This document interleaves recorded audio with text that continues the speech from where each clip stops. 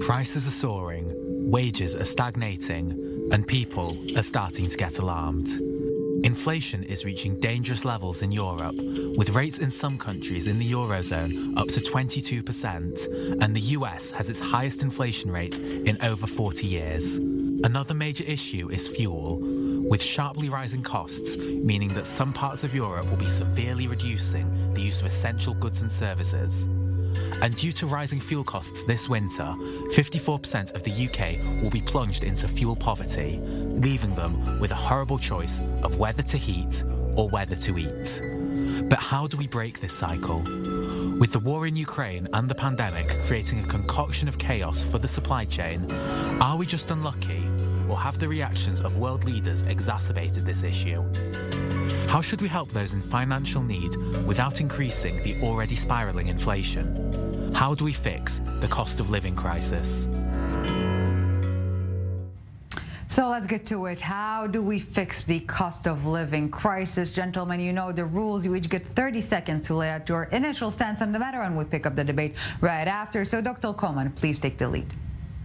Well, the first thing that's a problem in Israel is real estate, and we need to do two things here. One, release land, and we need to have strict objectives, how much land is sold every year so that the market is saturated with the supply, and to cut the bureaucracy so the time between aha and kaching, the initiation of a construction project, and the time that you hear the money in your bank account, this time should be reduced drastically.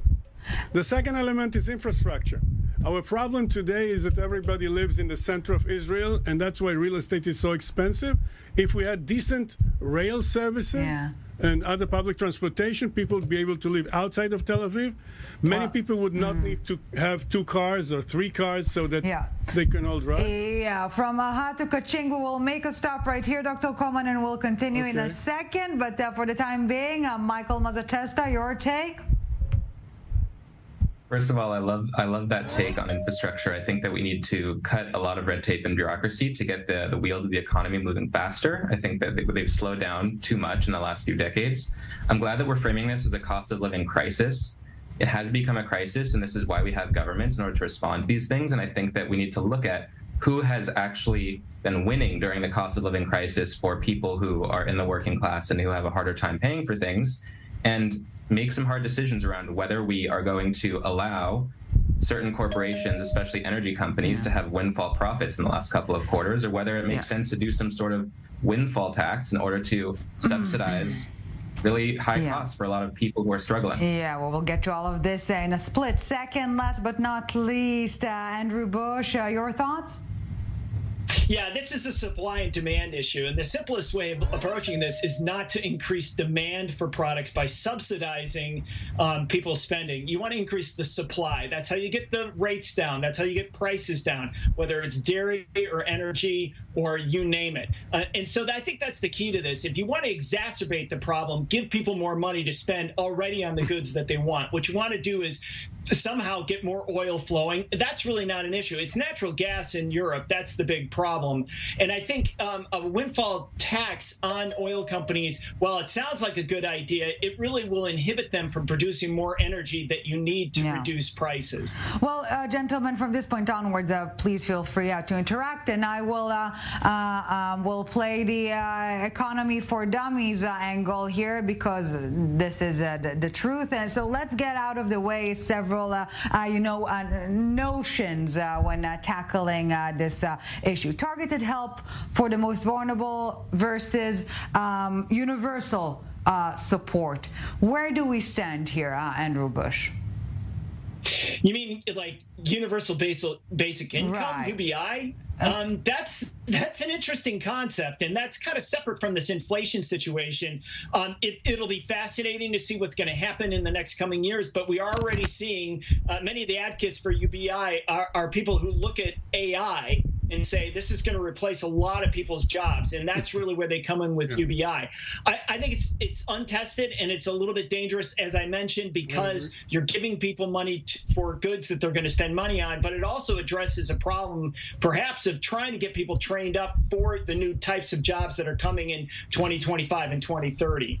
And Michael, you've mentioned new windfall tax, but the fear here is that it will run away companies reassessing whether it's worth for them to invest in a certain country or not, no? Well, that's an interesting dynamic of the problem we have now, which is that you're completely right that we need to increase supply. I think that the issue is that a lot of energy companies have been unwilling to do so because that would cut into their bottom line. And so we have to find ways to incentivize these companies to make the decisions that will actually help fix the problem. If they're not going to do it themselves, then we need to do something for people who are struggling. And that's my point around a windfall tax and some sort of subsidization of energy costs. But I agree that it would be better to incentivize companies to actually help. And Dr. And I think Michael has a really good point there. You want to incentivize companies to produce more, and the way that you do that is you give them certainty over the future. There's so much pressure on these energy companies, and like, don't get me wrong, I'm not advocating for them, but I just want to say this, like the transition between, clean energy and dirty energy or fossil fuel, you have to be very careful. Otherwise, you're going to wind up like Germany, where you cut off your nose to spite your face when you shut down, the nuclear power plants, the coal-fired plants, and you became dependent on Russia. And that's what you want to avoid. You don't want to have this rapid transition. And the best way to do that is to give these energy companies some runway on how long they're going to be able to operate and be able to produce without being shut down by government. So I think it's an interesting dynamic. I would like to disagree. I'm afraid there's not enough pressure on the oil companies. They double their profits because whenever the raw material is increasing in price, they add more and more profit to themselves in the distillation and transportation, etc. So I do believe in tax for these companies, and I believe in strong incentives for green energy. For instance, in Israel, green energy, we have so many rooftops that have hot water, solar hot water. We do not have enough solar energy, and I think this is something that we should use that money, the money we get from the power companies, to use it for people to actually install these electric solar energy producers. And this takes me to the next question, something Michael alluded to earlier. The government is governments, plural, pointing fingers at cartels and monopolies and companies. The companies are turning the fingers at governments. Who is it to blame here, really? I think it's impossible to point the finger at anybody without bringing in the question of the Ukraine war. I mean, nobody had that on their radar screen. So we know that from a gas standpoint to Western Europe, that's the major driver of the massive jump in costs for energy. Oil is a global market, and Russian oil is getting out. The Chinese and Indian governments are drawing in as much as they possibly can. Russia is actually producing more energy right now than they did prior to the outbreak of the war. So you have to be a little bit careful about that. But I do think, I don't want to keep hammering this, but you have to really think about the transition between fossil fuels and clean energy. And I think everybody wants clean energy, but you got to be careful because the wind doesn't always blow. And when you get hotter temperatures, all of a sudden rivers start drying up, and like the Danube and the Colorado River, and all of a sudden you don't get hydroelectric power. So you got to be very careful about how you do this. But the sun is so reliable, it's beautiful. Not if you ask David Hume. Where you live. It doesn't always Philosopher shine. David Hume would beg to differ, saying that the fact the sun rose today is not a guarantee it will rise tomorrow. And you know what, if we're getting philosophical, I'm not sure if you've seen the show Succession. I highly recommend it. So one of the billionaires there is making a reference to ancient Greece, to this conversation between two rulers, and one of them saying, you know what, I want to make all the plebeians wear the same garment so it will be easier for us to recognize them. And the other one is saying, no way, Jose, this will make them realize that they're the masses, they're the majority, It will make them realize their clout. And my question to you is maybe the change is on our end as citizens. Maybe it's time for us to re-acknowledge the power of the masses and to unite, as much of a commie as I may sound. Well, I think the sad thing is that today's generations, and it sounds corny, are really frustrated, are really angry, and are really impotent. So that you see many young people demonstrate and being frustrated, and at the same time they would not join politics. Politics is the mechanism that connects the money and the population. So as long as these young, frustrated people do not get into politics, I do not see how they can achieve any changes. And that's a big problem in achieving change and moving the country forward. And Michael, as we're nearing the end of the first part of our debate, we keep asking what us citizens can do, and not to engage in finger pointing, but especially when we're talking about homeowners, for example, when they're asked why are they upping the price, they're saying because I can. And this brings me to the question, maybe it's not just merely economics, maybe it's an issue of morality, of social engagement, of individual and social morality. I think it absolutely is, and I think that what crises like these force us to consider are what are the trade-offs that we're making between different classes, different parts of the economy, and different types of people. And my point at the beginning was that we need to look closely at who is not suffering at all during a time when a geopolitical conflict has caused the world economy to go into a bit of a disarray for a while. And I think that by looking closely at that and being honest with ourselves, some policy decisions should follow shortly after that. And I agree that young people do need to be more engaged politically. I worry that many of us are being driven to more extreme political ideas because of the feeling of impotency that you described. Andrew Bush, in the short seconds we have left to wrap up this part of the debate, your thoughts? Yeah, I completely agree with both of those statements in the sense that more people need to get involved in politics. Have your voice heard. That's for the people that can get their voice heard and their vote counts. I'm watching places like Turkey that are running 80% inflation where they really don't have a voice, and I'm watching to see what happens there if people really go to the streets, because that's where you could see a flashpoint to major change in a very, very big country. Dr. Coleman, if anyone can, it's you, 10 seconds.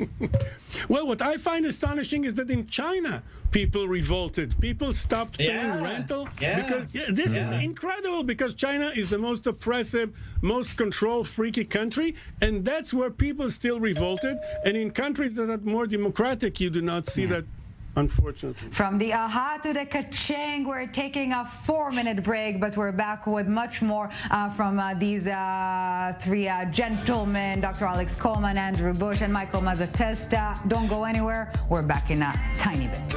Welcome back to the summit. Still with us, Andrew Bush, Michael Mazzatesta, and Dr. Alex Coleman. Thank you, gentlemen, for staying with us. And we're obviously staying on topic, but before we dive back into the conversation, let's take a listen. As we've said, it is crossing nations, crossing oceans. It is happening everywhere. So let's take a listen to some very frustrated citizens all over the world. Everything has gone up. Everything has gone up, though, but the wages are the same. Income is the same. The cost of living has gone up. And it's not fair to the consumers. You can't live this way. You can't plan because you don't know what you will be able to buy tomorrow with the money you have now, which is terrible. Sometimes money doesn't go far enough for food. We can't buy meat every month. We buy it every few months, and we divide it into 5 pieces and eat 1 piece for each meal. There's a potential for an impending recession later this year, and we are seeing an increase of the animals that people want to gift into Battersea of up to 30% from last year. We are seeing that some of these animals are because people are no longer able to look after them.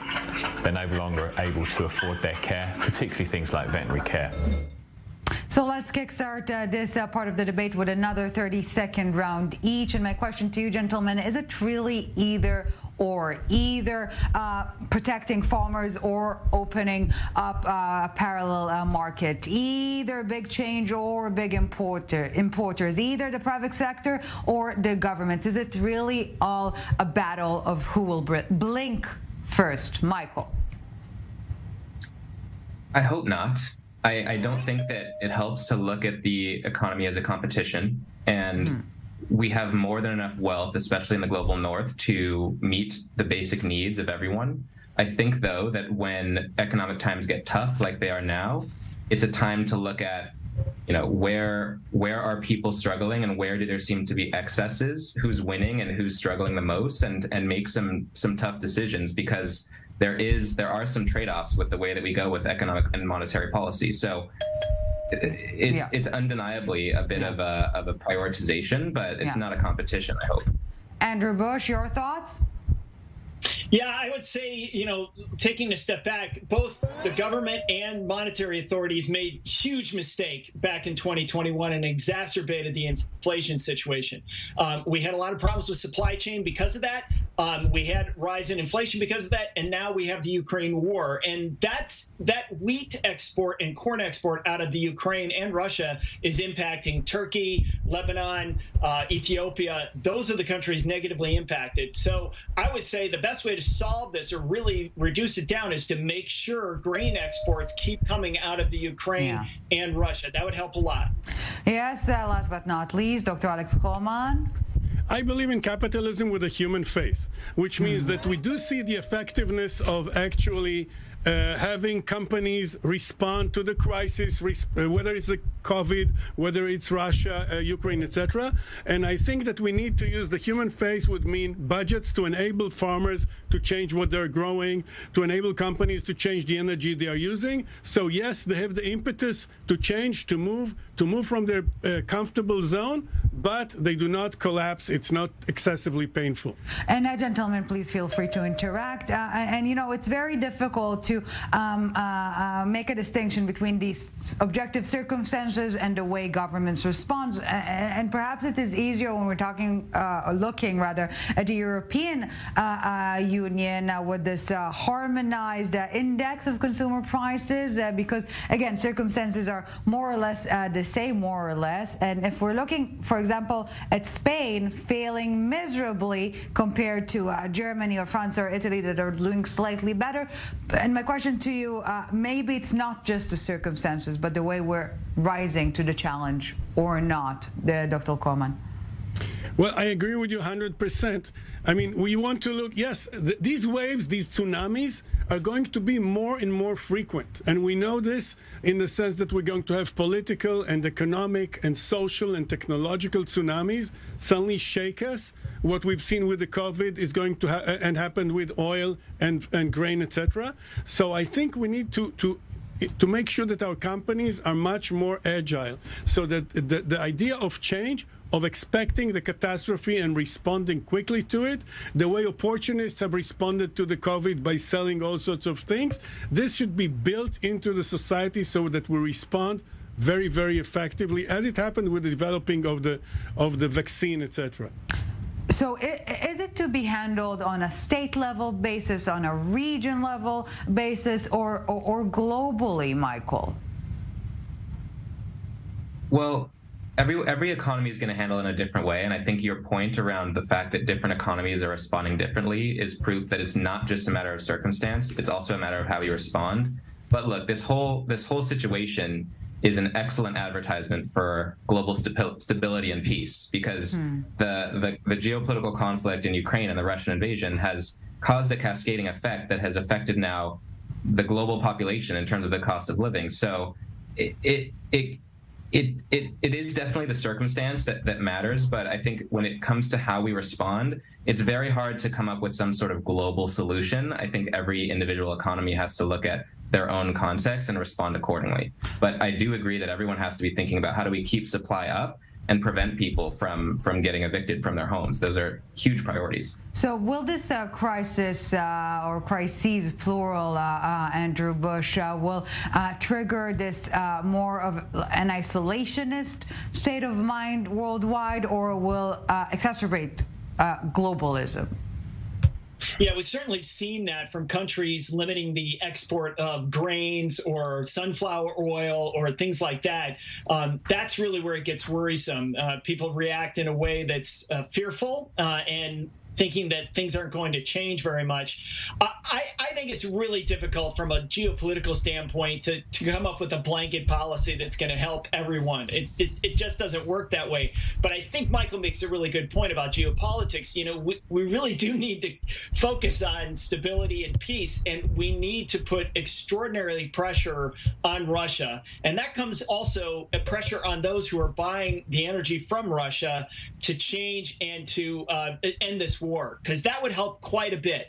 We know inflation's coming off already. We know the price of oil's come off. We know inflation is going to ease over the next couple of months, but where does it fall to and how much does it stay there? That's the big unknown. And ending the war in the Ukraine, that would do a lot to ease global inflation. So let's wrap up this debate with the silver lining, if you will. Is it possible that we just need to power through a tiny bit longer and the circumstances would ease and our response would be better and perhaps things will be less dark and dire, Dr. Coleman? Absolutely. In the next crisis, when China invades Taiwan, I think we will respond much, much, much, much faster. And I think that the balance that you mentioned before is very important between government and private businesses. Private businesses should come up with a broad range of initiatives, and the government should take a broad look and say, okay, this worked. We are going to help this direction. So we're going to be opportunistic and respond faster. The slice of optimism from Michael Mazzatesta, please. I do think there's a compelling reason to think we need to power through, but we also need to learn from this experience and think about how can the next crisis be less of a crisis, given that there will be more shocks to the system. And I think that if we learn from what's happening now in terms of the combination of policies and circumstances that have led to the cost of living crisis, I think that the next one, should be easier to handle. But we will see some countries get it wrong, and we'll see some countries get it right. And we need to be looking closely at who does what and what we can learn from it. Andrew Bush, your final remarks? Yeah, I think from a monetary standpoint and a fiscal standpoint, the U.S. way overdid it in 2021. The Federal Reserve knew they had an inflation problem back in February, and they should never have passed the $1.9 trillion American Recovery Plan. That's the lesson that we really need to take away from this, is that we had a central bank that dragged its feet on inflation, and we had government spending way too much money at the same time. Then all these other issues came up. You were just, on a knife's edge. And obviously, Ukraine war and COVID shutdowns in China that continue, that's causing all sorts of problems. So I'm an optimist. I think we'll learn from all of this and do better.